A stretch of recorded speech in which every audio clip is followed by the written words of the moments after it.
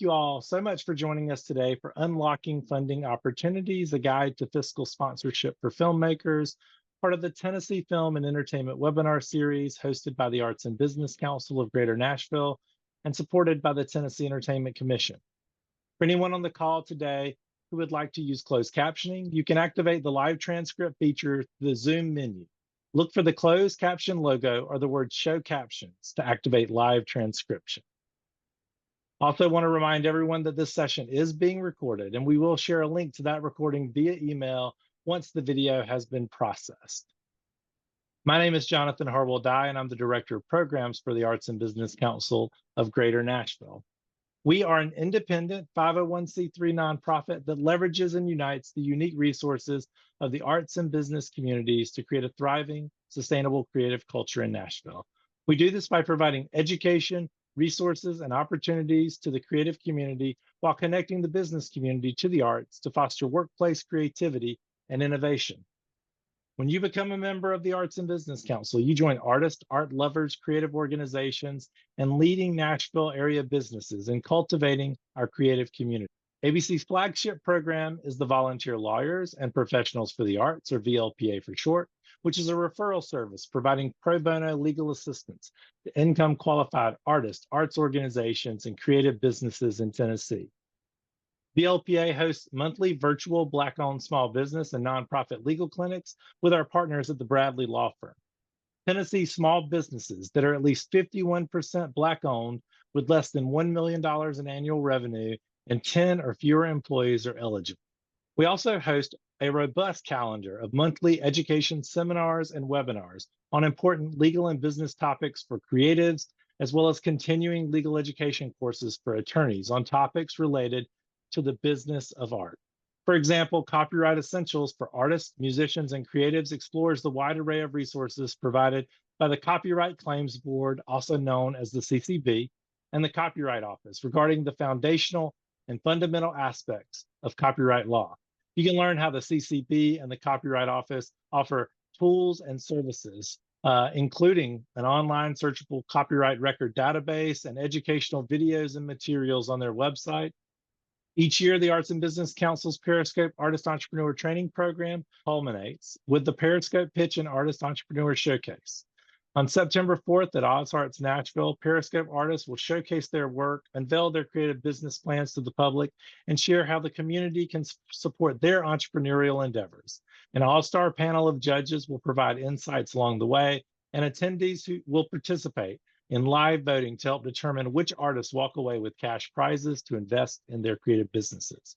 The event is free, but registration is required. And like I said, this webinar is a part of the Tennessee Film and Entertainment webinar series sponsored by the Tennessee Entertainment Commission. So let's watch a quick video about the commission and Tennessee's thriving creative industries.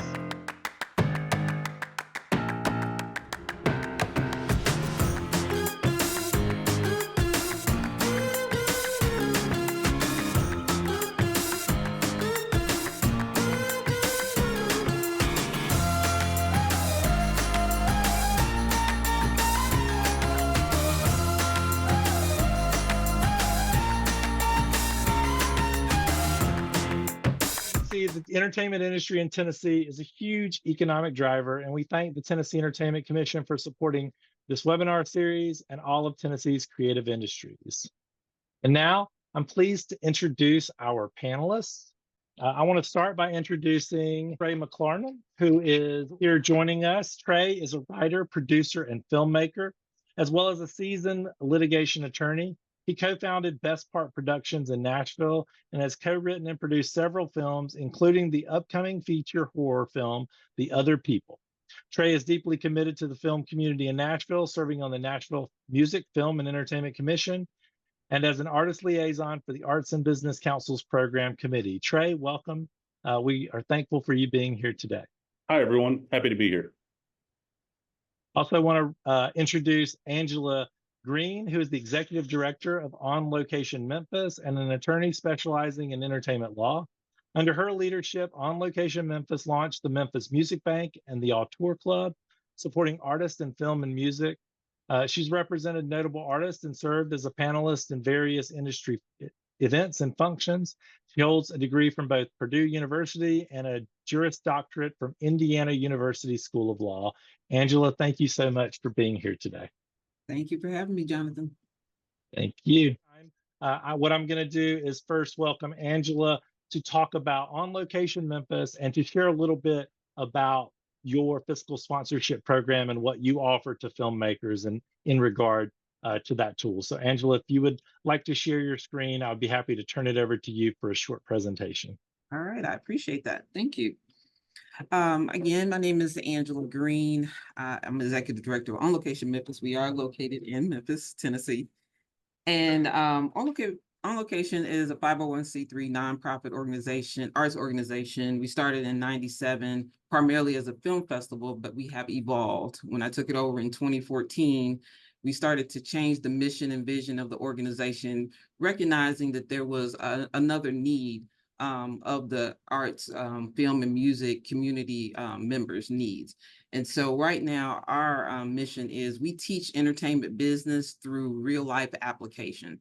So we're basically we've created a cinematic ecosystem is what we call it. And so all of our programs pretty much help support, create opportunities for both film and music creators simultaneously. And this program, this OLM fiscal sponsorship program is the most, I say the newest program that we've developed and are trying to basically get out to the public. So I'm going to share my screen here, and I'm just going to go over really what it is, how it works, the cost, and things of that nature. Let me see here. Yes. Excellent. So the all-in fiscal sponsorship, we're going to discuss what it is, how to start the process, who's eligible or the eligibility requirements, and what the cost is. So first, it is a sponsorship program that provides financial services, music licensing, scoring services, and competitive administrative fees.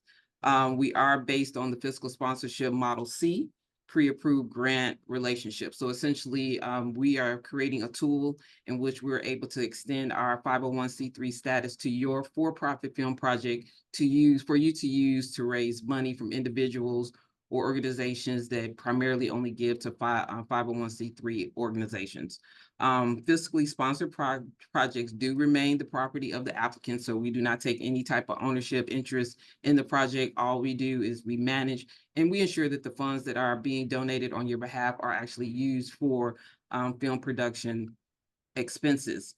The key difference, I would say, in our fiscal sponsorship is those projects that are part of this program, they are eligible for free music licensing and or scoring services from the Memphis Music Bank as funds are available. So how do you start the process? The first is a consultation. You can go to our website, you can request a consultation, a Zoom consultation through there.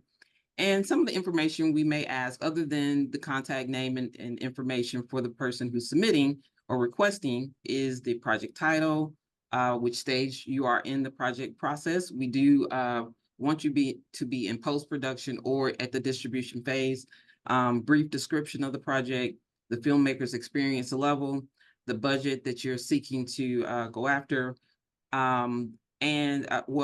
what the budget of the film project was, the amount that you intend to raise, and then also what your fundraising plan is.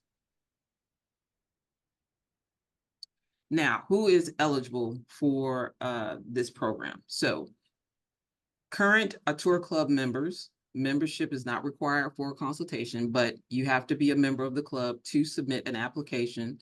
Represent an artistic contribution to the film or media art form, the project itself. The applicant must be a producer or a director with artistic, budgetary, editorial control and copyright ownership.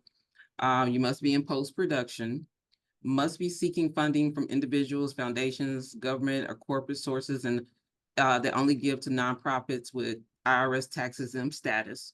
And then you must live in the United States and be a U.S. citizen. And then finally, the cost. So a tour club membership is $50 a year, and you do have to maintain your club membership status while you're in the program. There's one-time fiscal sponsorship application fee of $35. The administrative fee is 6% of whatever raised, and that's basically to cover the cost of hosting the website, the page where individuals be able, the landing page where individuals be able to come, see information about your project and make their donations, and must license at least one track from the Memphis Music Bank. Of course, if you choose to have music as far as scoring services provided by one of our composers, that pretty much takes care of that last requirement. Thank you so much, Angela. And we'll come back for full questions after the panel. We'll do a Q&A at the end. So if anybody has any questions for Angela, we'll loop back on those at the end of the panel discussion. So feel free to throw those in the chat. We'll try to make sure to come back to those at the end. But Angela, thank you so much. Thank you for sharing that about On Location Memphis. I'm going to go ahead and share my screen and talk a little bit about the Arts and Business Council's fiscal sponsorship program, and then we'll jump into the discussion with Trey. First, let me share that our fiscal sponsorship program is very similar to the program that you have at On Location Memphis and probably to many other fiscal sponsorship programs. But like Angela was saying, fiscal sponsorship is a mechanism that allows a tax-exempt 501c3 to accept tax-deductible donations and grants to support another group's activities, as long as those activities are related to the mission of that fiscal sponsor. And so for an organization like the Arts and Business Council, all the film projects that we support must help further the mission that we have to cultivate a thriving, sustainable, creative culture here in Nashville. So that's an important part of fiscal sponsorship. It must be, the projects must be mission related.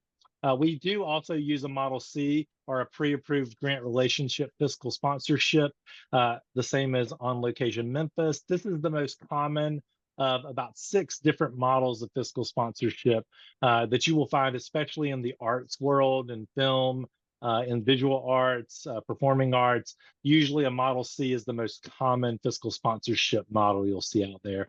And what this means is that a project would apply to a fiscal sponsor. There's some sort of application process. The sponsor would then fund that project if they accept that project into their program, to the extent that money is received by the fiscal sponsor for that project. And I'll dig into that in just a minute. Projects do remain separate legal entities. So any project, any film project that we sponsor, we do not own that project. The relationship is really defined as a grantor-grantee relationship. Even though we're not a grant-making organization, it is a re-granting or a pre-approved grant relationship. It is grants come in, donations come in to the fiscal sponsor, and then the fiscal sponsor has pre-approved that project based on that application to be able to receive those funds.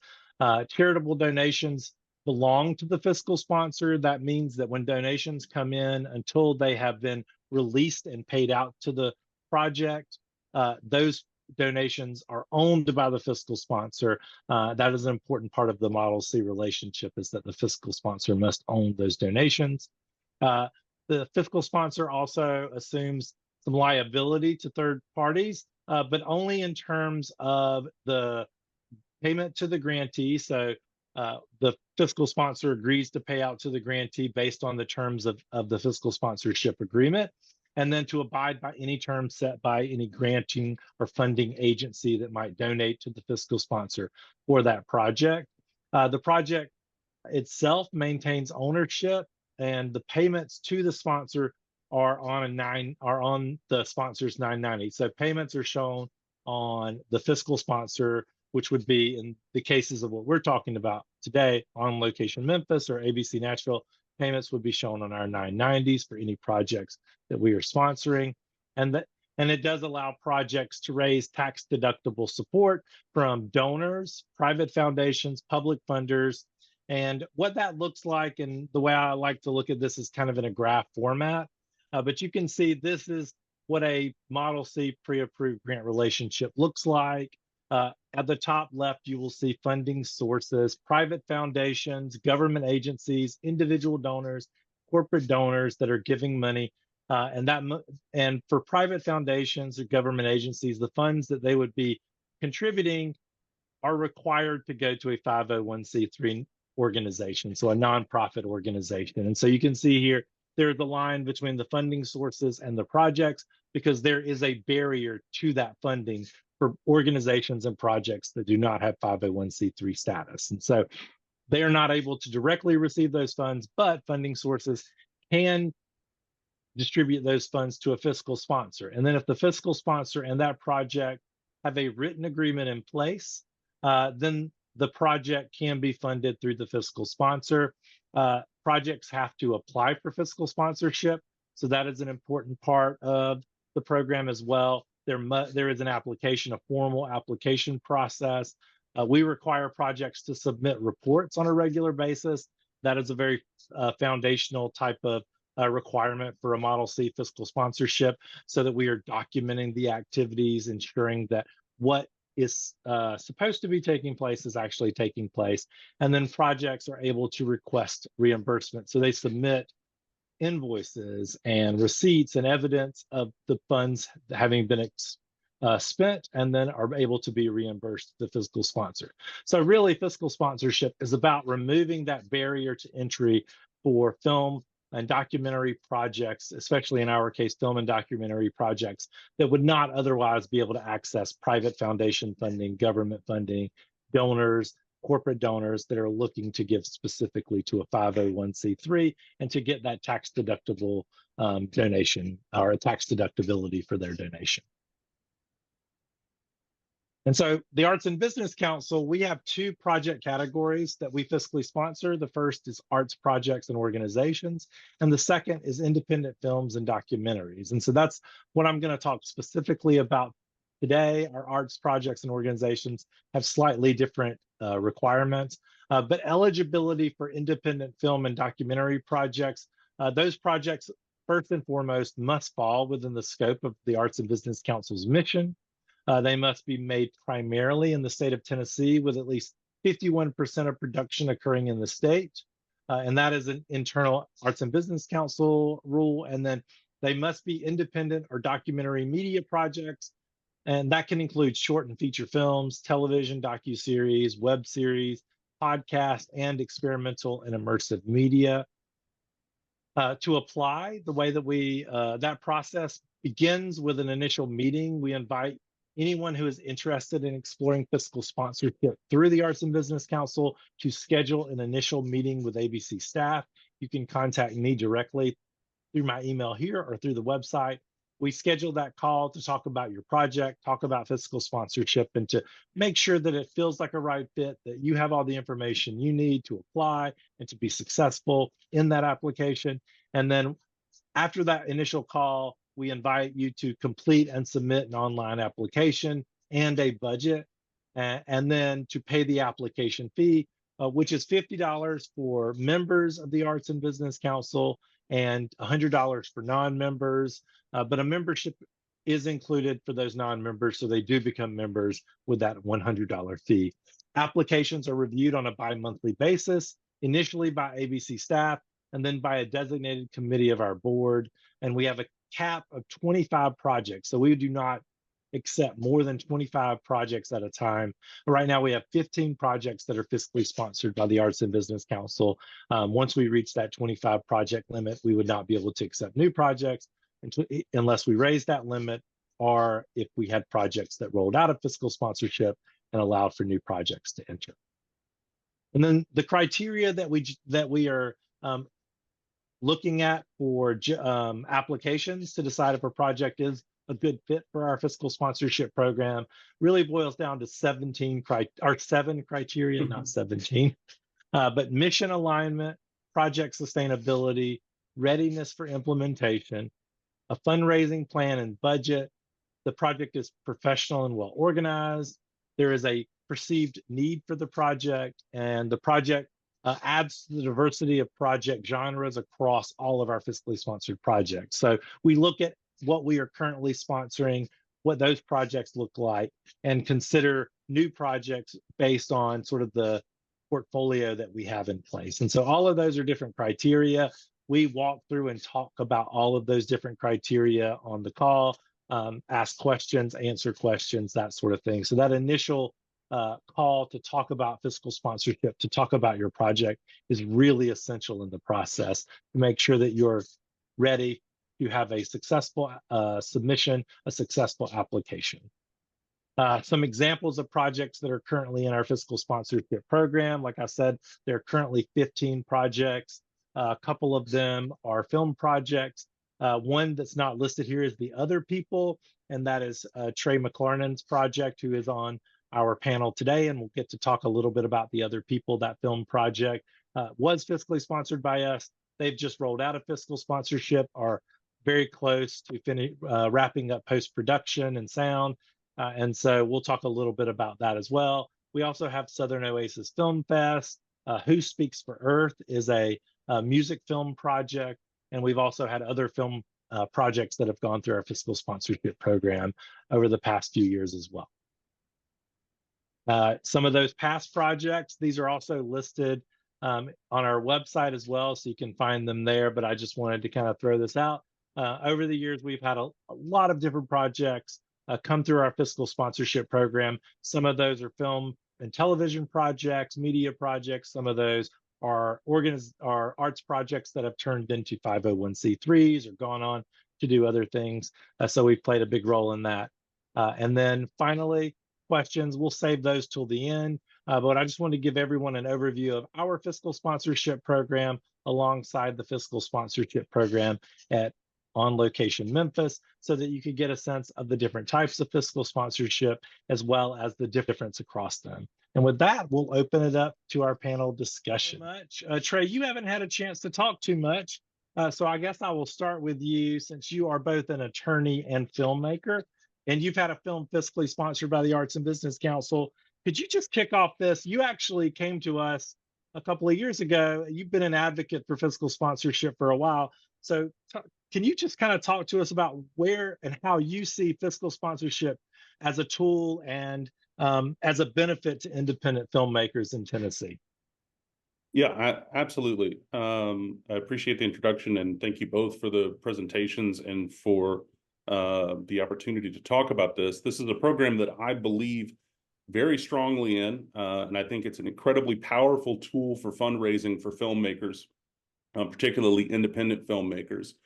It was something that, honestly, when I first discovered it, I read it over and over and over again, thinking that this has to be wrong. Like, this can't possibly exist. This can't be something that does what it says it does. But it does.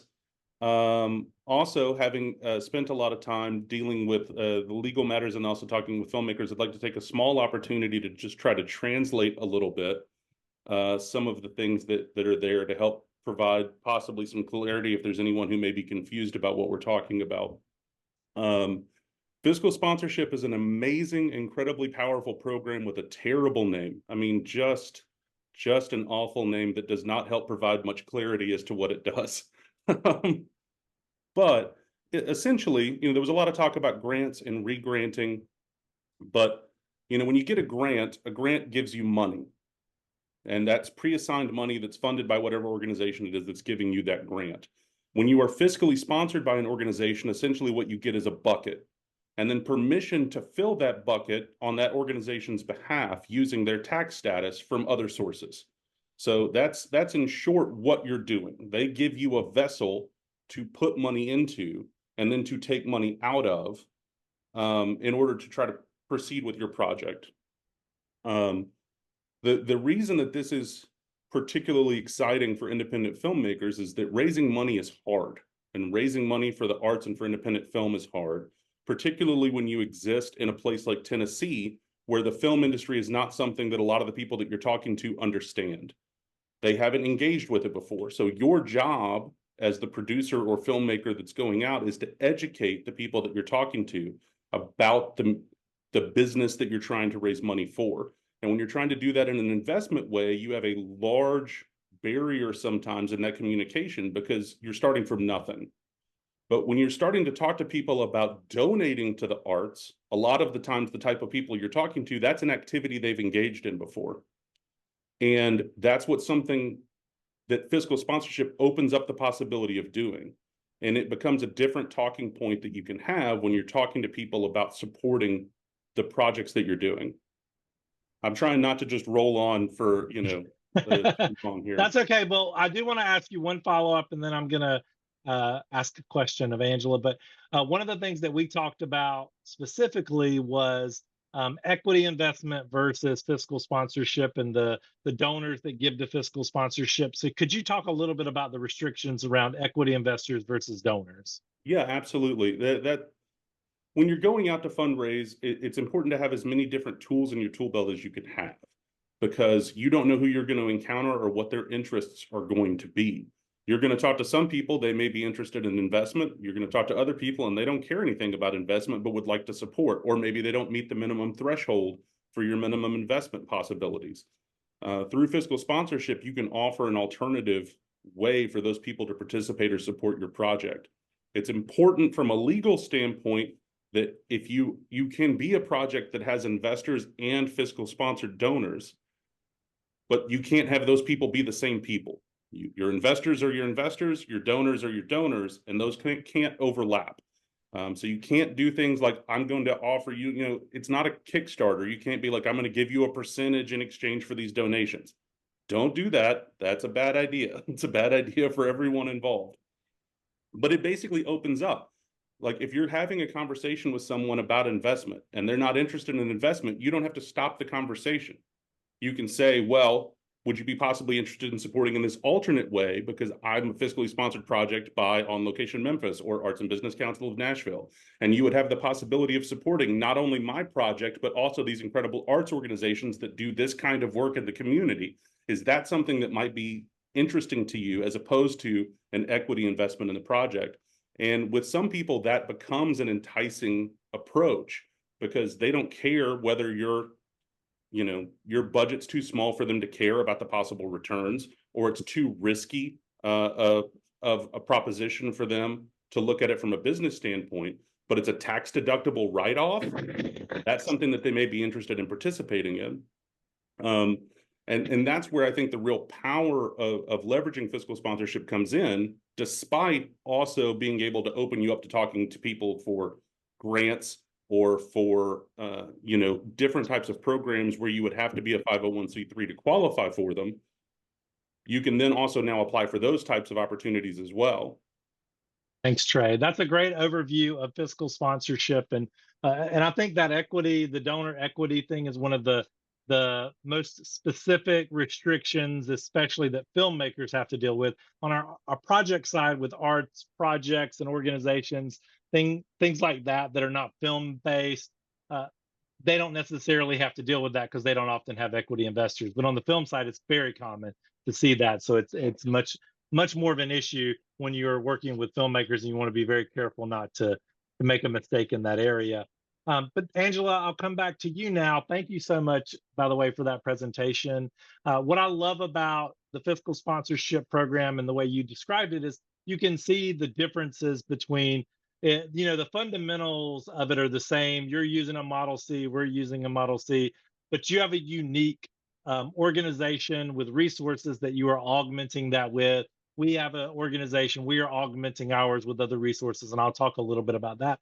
But can you talk a little bit about both the financial, but also the non-financial benefits, why you chose to tie those to your fiscal sponsorship program?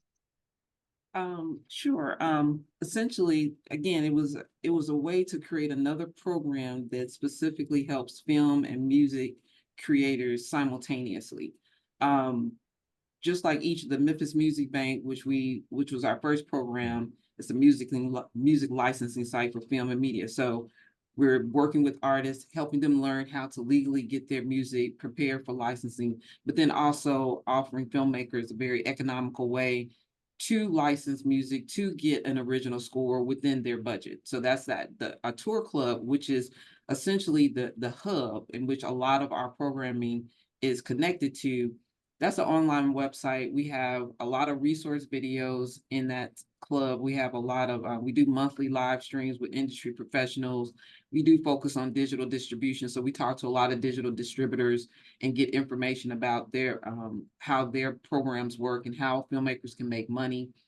We do offer consulting services. We are an externship for the law school here in Memphis, Cecil C. Humphrey. So we have law students who come in and we do consultations with artists and filmmakers, and we also do provide some contracting services and such. So by making the fiscal sponsorship a sort of like a benefit of the club, then it's like whoever is a part of that fiscal sponsorship, they're also getting all of the resources and other information and things that they can get, you know, through the club. We have sample agreements in there for them to use as well. So and then also with the program, it's giving music and composers an opportunity to actually do the work. And so if that filmmaker is not required, but if they so choose to allow one of our composers to score their film project, then they're able to get that original score for free because we're going to pay the cost to our composer to do that. That's what we're actually specifically raising money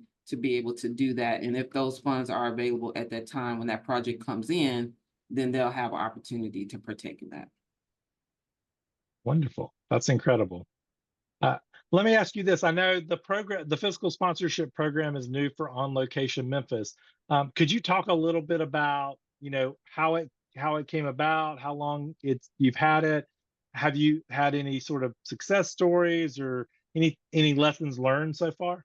So we are brand new, and I'll be honest, I just happened to hear about the concept of fiscal sponsorship last year. And Mhm. because I actually get a newsletter where they're constantly giving us information about different grants and opportunities for filmmakers. And this other organization was using the fiscal sponsorship. So it was a new concept to me. And when I started really digging into it and learning about it, I thought, wow, this could be something very awesome for our community here, which it is new. I don't know of any other organization in the Memphis area in the arts sector that is Mhm. offering this particular program. We've had one filmmaker to come through the program. His film Damaged Goods is slated for release later, well, in a couple of months actually. Oh, And wow. so we're looking forward to that coming out. He did partake in the music scoring service. And so one of our composers, Tony Forte, did score his film project for him.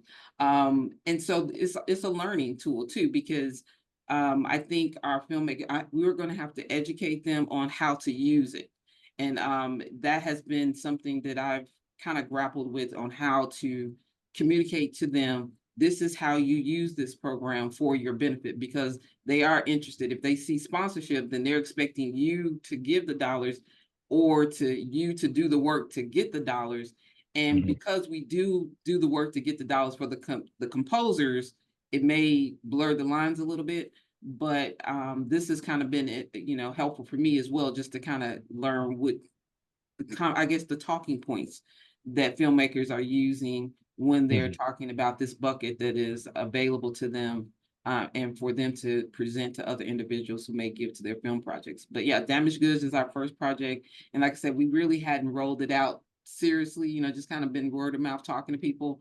But you reaching out, this was an opportunity to actually put it out there and see how we can be of service. Well, we're glad that we were able to help and get the word out. Trey, you just wrapped up fiscal sponsorship of the film project you're working on, The Other People.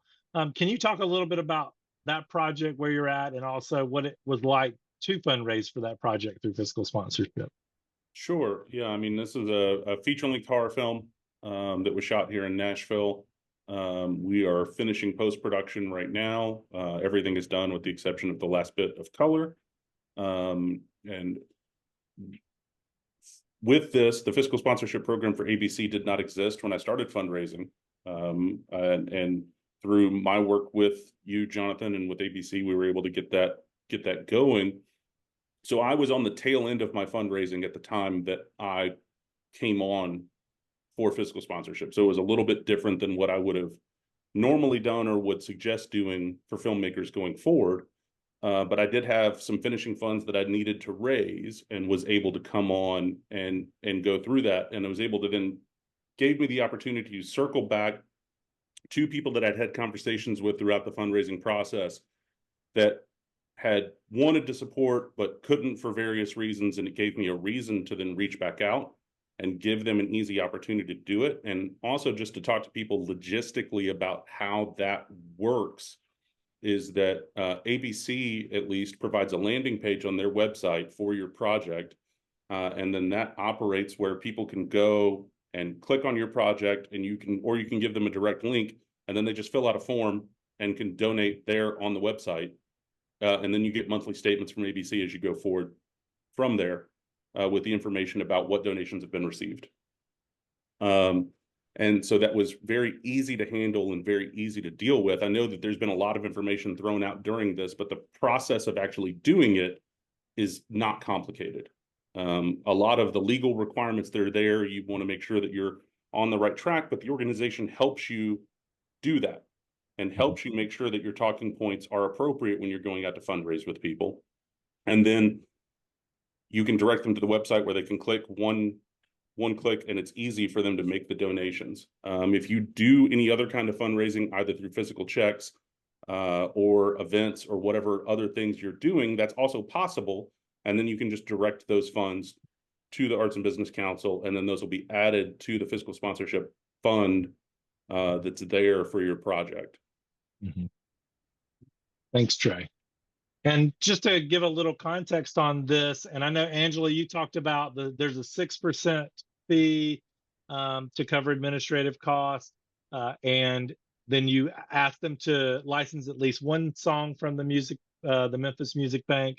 Our fiscal sponsorship program, like Trey was saying, we do a 7.5% fee and a minimum monthly fee. So the 7.5% of all revenue, not whatever's held in that bucket, as you call it. We set up a separate bank account for every project. We have a bank account for each individual project. That's the bucket. And then every month we reconcile those, and it's 7.5% of income with a minimum of $25 a month. New projects, the first 3 months, we don't have a minimum fee. So we actually have like an onboarding kind of grace period those first 3 months, because most projects are just getting up and running when they get into fiscal sponsorship. They don't have materials to go out and ask for money the first day that they're in the program. They have to develop a lot of that stuff. And so we do have a runway that we give projects now of that minimum fee, but after that, that is the fee. But we don't have a music bank. We don't have the ability to offer that, but we do run the volunteer lawyers and professionals for the arts for the state of Tennessee. So we are able to help projects with some pro bono or paid referrals for legal services. So we're able to help in that way through volunteer attorneys. We don't have an attorney on staff, but we do have a lot of volunteers who work with us on a regular basis. And so that's a big part of our fiscal sponsorship benefit as well, is being able to access that. Like Trey said, we review donor solicitation materials, we review grant applications, we provide letters of support for grant applications. We will read your grant application and give feedback. So we support the fundraising efforts. But like Angela said, we don't actually go out and get all the money for you. It says sponsorship, and I think, probably half the people that reach out about it are like, oh, how do I get money? And they think that the fiscal sponsorship is that we just, we're able to just give money, but it's not. It is a tool for you to be able to raise money. And I like the way you described it, Trey, as a bucket. That's a really, really good and apt description. Angela, is there anything else in terms of your fiscal sponsorship program? Any other fees or requirements that are attached to it? No. The fees and requirements that I listed in the presentation are exactly what they are. And so no hidden fees here. No hidden fees, absolutely. Right. So just one thing I wanted to jump in, something that you said that I wanted to spark on this too, is that, I think a lot of the people that are on this call are probably, independent filmmakers. You're not going to get a movie made without hustling. That's just the way it's going to go. And fiscal sponsorship is no different. It's just an additional tool that can help you along in that regard. No one is going to do anything for your film for you. The only way it's going to happen is that if you do it. And this is also that, but it just gives you more ways to be able to do it that you don't have access to otherwise. Mm-hmm. Absolutely. Yeah, there are a lot of funders out there that can't fund those projects without a fiscal sponsor. So that ability does open up access to a lot of other funding ways, but Exactly right, Trey. It doesn't magically make that money appear. You still have to go out and get it. I mean, even like the National Endowment for the Humanities, for projects that they fund, they require a fiscal sponsor if they fund a film project, for example. So it is a very common thing, and it is just one of the tools in the toolbox. A great way to describe it. Uh, Let me ask you this, Angela. You've had experience working with your first project. Were there any? Are there any things that you have um, that you sort of thought at the beginning that now that you've gotten one project under your belt, has there anything changed or shifted? Do you feel like what you put into place worked really, really well and effectively? How did that go? So actually, it went quite well. I think the one thing that I do want to add is more education on the front end. Um, Finding that the right language or communicating specifically what it is and what we are going to do as opposed to what they would need to do. Um, Probably the next project will be more intentional about having that sit down and communicating that clearly on the front end as we move forward. So that's the only thing I would see. But other than that, the way we structured it and the way it functions, it works quite well. And I think it's quite beneficial for the filmmaker as well as the music creator. And what advice would you give to a filmmaker who is thinking about seeking out a fiscal sponsor in terms of determining the right fit for a fiscal sponsor?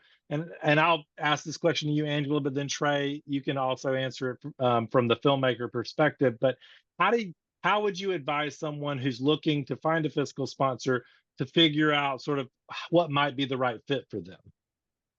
I think they first need to look at the requirements that the fiscal sponsor has on their website. For us, we focus on projects that are in post-production into going into distribution phase. However, many fiscal sponsorships, they will take you from pre-production on through the end. So you have to first look at what are the requirements of that fiscal sponsor. You may want to see, are they local or not? I mean, I'm sure they will work with projects. I know for you specifically, you want Tennessee filmmakers. For us, we're not so much tied to Tennessee filmmakers. We are tied to Tennessee music creators when it comes to our fiscal sponsorship. So you may want to look at that. You know, do you meet that requirement? As well as I think those are the two main things that you need to look at as far as that's concerned. And then also too is I think if you're going after grants, you know, will that fiscal sponsor help you with that grant writing, or do you need to have a grant writer on board working with you? So I think those three are the main ones. Thank you. Yeah, I think that those are excellent points, and I would agree with Angela's assessment. The only thing that I would add is, you know, what is going to contribute to the story that you're telling people you're trying to raise money from? Like what do you think is going to be compelling to them? Because part of the sales pitch that you're making is that this supports not only your project, but also this organization. And so is that going to be a compelling talking point to the people that you're talking to? You know, if you're, and I think that having something that's local plays towards that. Yeah, in our program, we've had fiscal sponsorship for a while, and then we kind of expanded it with our film and documentary program, and kind of making a program that was specific to that with slightly different requirements. But one of the things that we have heard over the years is that a lot of the projects that have come to us, they didn't go to other fiscal sponsors because they were fundraising locally in the Nashville area, and we were a known entity. Whereas, there are some national fiscal sponsors, there are some, regional fiscal sponsors. In the arts field in general, Fractured Atlas is a big national fiscal sponsor. They don't just do film, but they are known nationally, but they're based out of New York, and not necessarily the best fiscal sponsor if you're trying to raise funds from like your local community foundation. But a great fiscal sponsor if you're raising funds from organizations that might be familiar with their work. Linda was going to be on here today from Nashville Women in Film and Television. Their fiscal sponsorship program focuses specifically on women-led projects and projects that are focused on women specifically. So they have a niche for their fiscal sponsorship program as well. And another fiscal sponsor in the South that I follow and look at is the Southern Documentary Fund that's located in Raleigh, North Carolina. And they do fiscal sponsorship for projects that are connected to this the South in not just North Carolina, but the southern region of the United States, or filmmakers who have a direct connection to that region. And so every fiscal sponsor, it seems, especially in the film world, seems to also have a niche that goes a little bit deeper than that, whether it's genre specific or filmmaker specific or whatever the case may be. And so I think that's another piece of that puzzle, is saying, like, where might I be looking for funding? What is the purpose? What is the of the project? What is my project about? All those factors may play into the right fiscal sponsor for one project, may not be the right fiscal sponsor for another project, even for the same filmmaker. Mm-hmm. So let's open it up. I know there's some questions coming in, so I'm gonna just kind of pull some questions from the chat, and we can kind of go through. I know people have been chatting, so thank you to everyone that's been answering some of those. As far as website, so Isella asked, have both programs provided a website?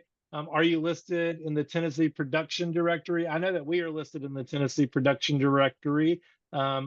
Angela, are you listed in the Tennessee? I'm not sure if that program is listed. I'm gonna have to get with Hisela on that. Yeah. We just updated ours, I believe. So yeah, we are listed in there, and that is a great resource, the Tennessee Production Directory from the Tennessee Entertainment Commission. So you should definitely check that out. We put some links in the chat earlier, and we will also send out to everyone after this a recording, as well as all the links to all the websites and organizations that we've talked about. So we will definitely send that out to everyone after the fact. But if you Google On Location Memphis or Arts and Business Council of Greater Nashville, you will find us, but we will also send you those links. All right, another question. Landry asks, can a project have multiple fiscal sponsors? And I'm going to say no, that they cannot have multiple fiscal sponsors. I know that that's a requirement for us, and but I don't know if that is a legal requirement. Trey, do you know if it is, if there's any kind of legal restriction on that? I don't believe that there is, but I also don't know particularly what the benefit would be to having multiple, because there's not really a cap to the amount, as opposed to a grant that you receive that has a grant is for this amount. Fiscal sponsorship, you could raise as much money as you can raise.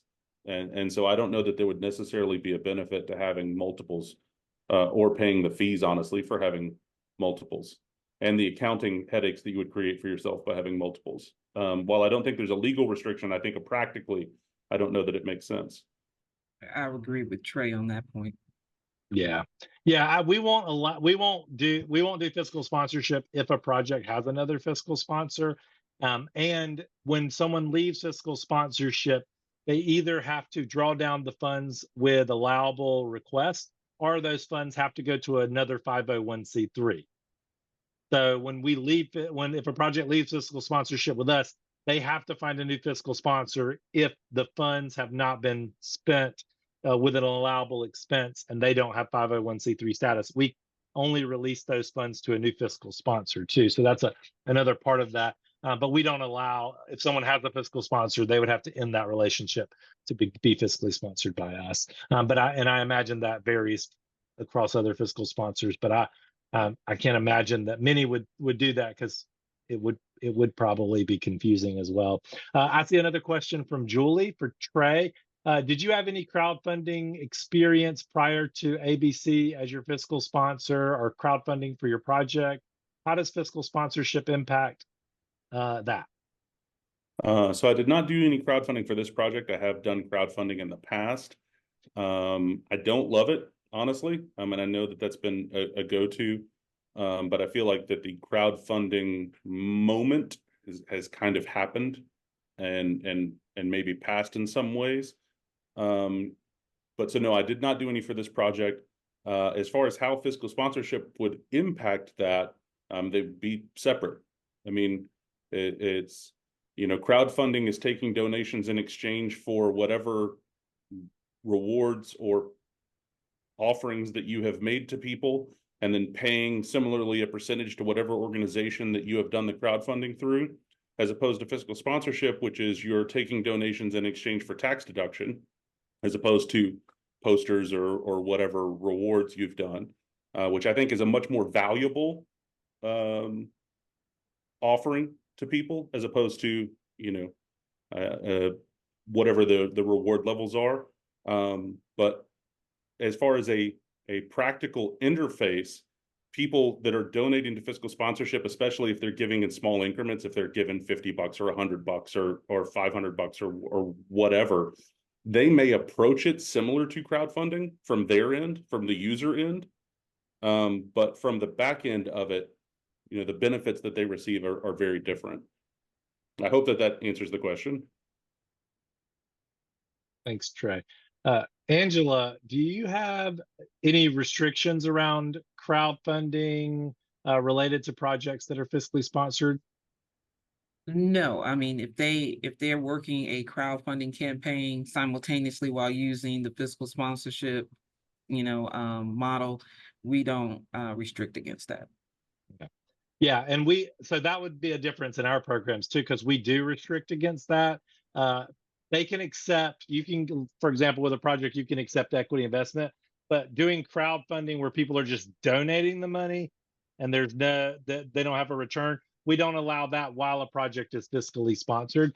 And the reason that we don't is because we are trying to avoid any appearance of confusion to donors between thinking that they're getting tax deductibility donating to the same project here or here. They may be confused about whether or not their donation is tax deductible. The crowdfunding donation would not be, but they may think that it is because on materials from that project, it might say that they are tax deductible, that they are fiscally sponsored by a nonprofit. And so that's why we don't do it. As one of the biggest things is making sure that we don't run afoul of any restrictions around our 501c3 status. So that's one of our internal rules for sure. We have a question. This is more of a logistics question. Andy, we are taking questions only from the chat just so that we can manage the flow of questions easier. And instead of having people unmute, we're doing it that way. But if you could submit your question through the chat, we'll definitely try to get to it. Amanda submitted a question. If starting from the very beginning, how long does a filmmaker have to raise funds for their projects with ABC? Months, a year? Can they continue fundraising as they go through each stage of the project? So there is the initial time frame for our fiscal sponsorship agreements are 1 year, and then they are automatically renewable as long as the project activities are occurring. The biggest thing is going to be that you're going to want to submit to us at the beginning, kind of in the application, you're going to want to describe the phase that you're in and phases that are coming. But there's no automatic restriction. There's no automatic time limit where we completely cut you off as long as you stay in compliance with all the rules of the program. You do have a fairly long runway to do that.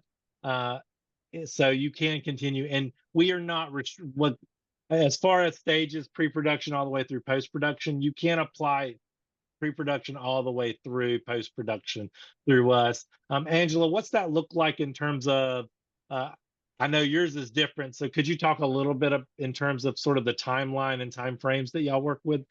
So we haven't set any specific timeframes, but we are focused on post-production.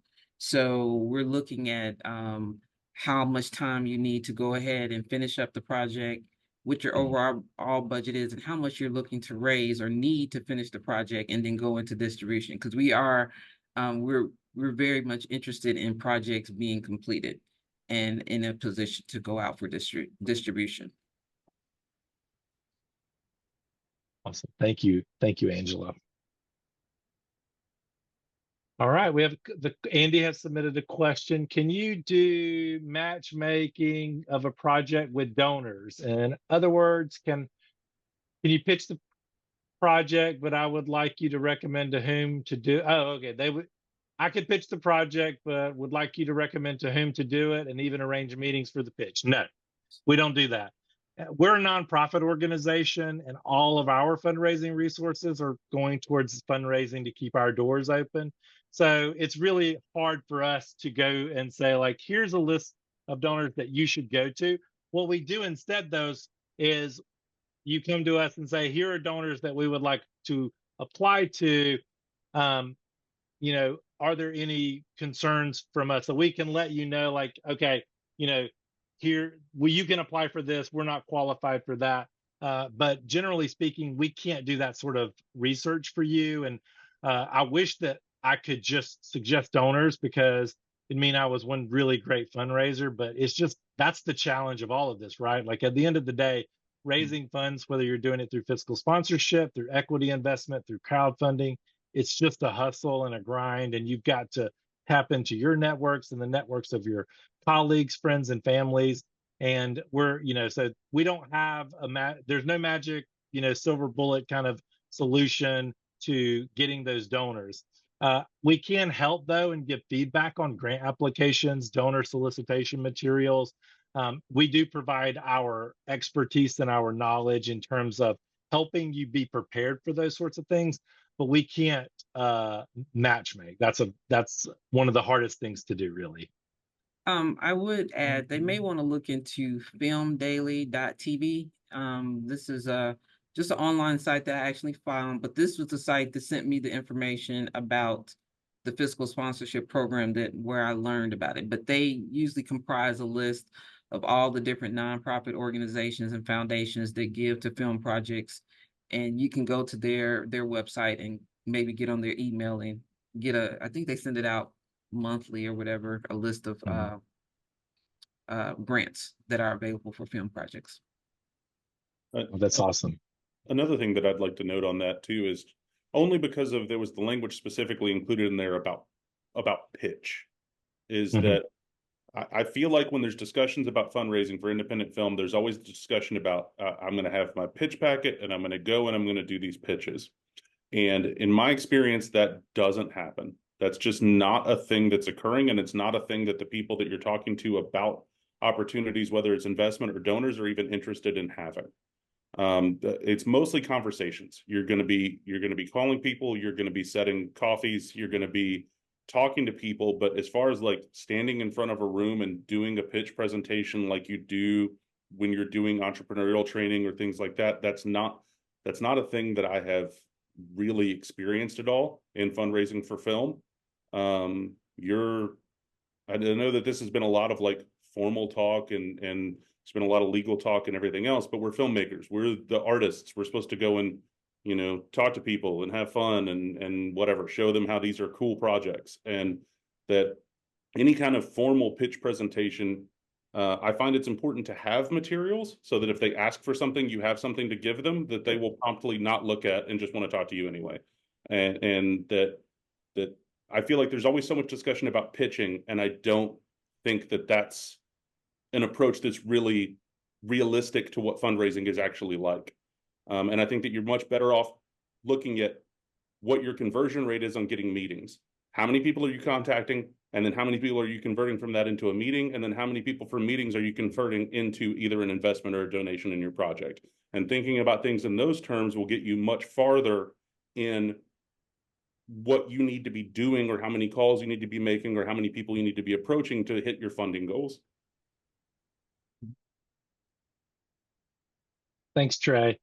Can we get contact info for Trey and Angela? So after the webinar, we're going to send out a link to the recording of it, and I will send out all the information about all of the fiscal sponsorship programs, all the websites that we mentioned in here. We'll send that out to everybody via email, so you'll get that. Trey, are you okay with me sharing contact information for you? Yes. Plus, all of my contact information is publicly listed anyway, since I'm a member of the Music, Film, and Entertainment Commission. So I'm fine with that being shared. Awesome. Well, I'll make sure that I include that as well, and information about that commission. So, Andy, we will put that in those materials as well, but you will get all that information. Amanda had another question. You mentioned that filmmakers can't crowdfund while under fiscal sponsorship. That is with the Arts and Business Council under On Location Memphis. That is different, and so that does vary. But could the filmmaker do crowdfunding before applying for fiscal sponsorship? Can the filmmaker do regular fundraising under fiscal sponsorship? So I'll answer the first. Crowdfunding, when you do it, you can't do it while you're fiscally sponsored. You could do it before you're fiscally sponsored. But crowdfunding, we're specifically talking about people donating for different tiers, Kickstarter style, where they're not getting equity in the project and they're getting some sort of benefit, but it's not tax deductible. They're not giving to a 501c3. You could do that before, after if you left fiscal sponsorship, you could do it afterward. You just can't do it while you're in our fiscal sponsorship program. As far as regular fundraising, I'm going to say if that is an equity raise, like if someone is getting equity in the project, then yes, you can do that while you're in a fiscal sponsorship program. But that person can't already be a donor and can't become a donor afterward. So those people, if they're on the donor list, you would not be able to fundraise from them. So that's the distinction on that. Anything else? Anything else, Angela, for On Location Memphis with regard to crowdfunding? It sounds like that wouldn't be a problem for your program. Mm-hmm. All right, great. Are there any questions that we missed? If you asked a question in the chat and I've missed it, I've been scrolling through, but if I've missed it, feel free to re-ask it. I'm going to kind of scroll through really quickly and see if there are any other questions that I missed, and I will ask them to the group. Jared Hollyfield asked, your organizations are arts related, arts focused, but what advice would you have for filmmakers who are working on projects that could relate to non-arts, nonprofit advocacy orgs, such as a film about disability, a film focused on the LGBTQ plus community, or an environmental cause, for example? How would one navigate making art rather than being a mouthpiece? And does the opportunity outweigh the pitfall? I'll throw that out to either of you, Angela or Trey, if you have a response for Jared. So is the question whether or not they could use fiscal sponsorship to create a film project or documentary on those subjects? I think they're asking if there's fiscal sponsorship with organizations that are cause-based, not like we're focused on music and film and the arts, but other organizations. Is that possible with those organizations? I think is the first question. What advice would you have for filmmakers who are working on projects that could relate to those organizations? I'm assuming working with them through fiscal sponsorship, but Jared, you can clarify if I'm wrong.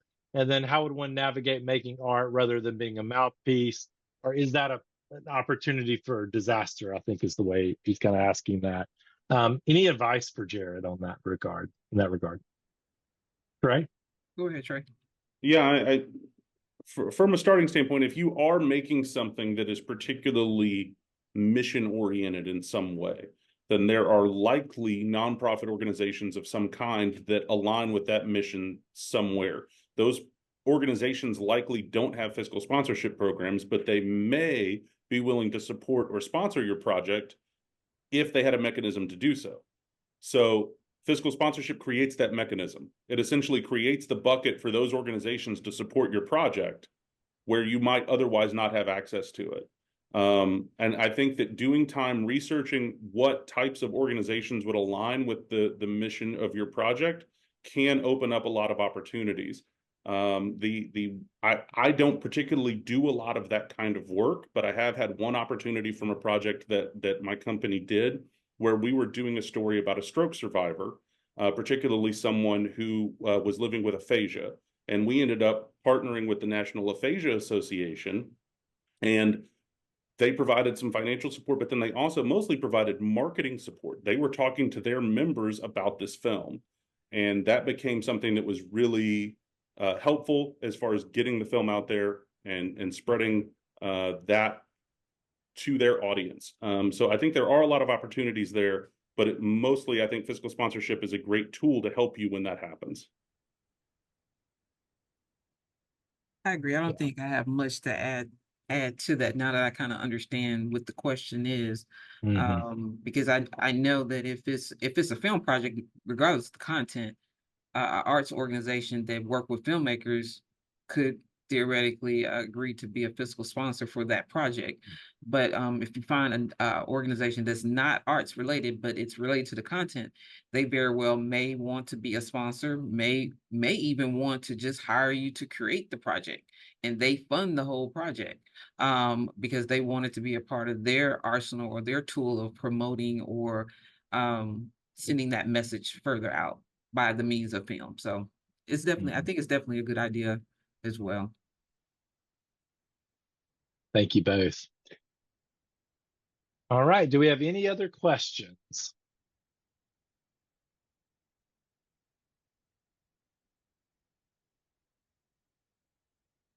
All right. So it looks like that's it. I don't think I see any other questions. Trey, Angela, before we break, I just want to give you each a chance to share some, final thoughts or pieces of advice for the filmmakers that are on this call who may be thinking about fiscal sponsorship. What advice would you give them, about sort of next steps, kind of leaving today? Angela, I'll go to you first. Well, I think if a filmmaker here is interested in working with On Location Memphis and our fiscal sponsorship program, feel free to submit a Zoom consultation request. That at least get the ball rolling, the conversation started. Doesn't necessarily mean you may want to submit an application or not, but that's where you can start first. Thank you, Trey. I'm very excited to know that there's another fiscal sponsorship program in Tennessee available to filmmakers. And I would thank Angela for setting that up and for her time here today. And as far as all of the filmmakers that are on the call, just want to say that I want you to make your movie, whatever that is, and I want it to be awesome. And if this can help you do it, great. And if you have questions about how it works or what's happening, reach out to these organizations. And if you want to reach out to me, reach out to me. What I want you to do is make your movies. Thanks, Trey. And I will say the Arts and Business Council, just like Angela said, reach out to us, schedule a consultation. Let's talk about your project. Let's see if we're the right fit. If we're not the right fit, we will recommend other places for you to go. We want you to make your film project as well. I will mention that there is another fiscal sponsor in the area, the Women in Film and Television. I know Linda wasn't able to join us today, but I want to make sure that everyone does know that they also have a fiscal sponsorship program. You can find out about that on their website and you can contact them. There's also another fiscal sponsor in the Nashville area called Cinema South, and their website is cinemasouth1.org. I'll also include that in the materials that we email out. And then I mentioned earlier the Southern Documentary Fund. Not only are they a fiscal sponsor for projects based in the South, but they also have funding for projects as well. So I always mention that to filmmakers that are working in this area because they are a great resource. So, kind of piggybacking off Jared's question, I will say this. If you are, no matter what project you're working on, finding the right fiscal sponsor will help you by adding fiscal sponsorship as a fundraising tool to your toolbox, but also just like On Location Memphis, the Arts and Business Council, we have other resources in our suite. And so talk to multiple fiscal sponsors, learn about what they offer, learn about what the differences are, and then try to find the one that's going to help you be as successful as possible with your project, because that's what this is really all about, helping get your art out into the world. And with that, I'll just say thank you again to everyone for attending today's conversation. Please be on the lookout for an email from us with the link to this recording, the information about all the links and things that we have discussed, as well as a link to a survey to tell us how we did on today's webinar. And with that, thank you so much again to the Tennessee Entertainment Commission, to Angela, to Trey, and to everyone on today's call. We hope to hear from you soon about fiscally sponsoring your projects. Have a great rest of your day.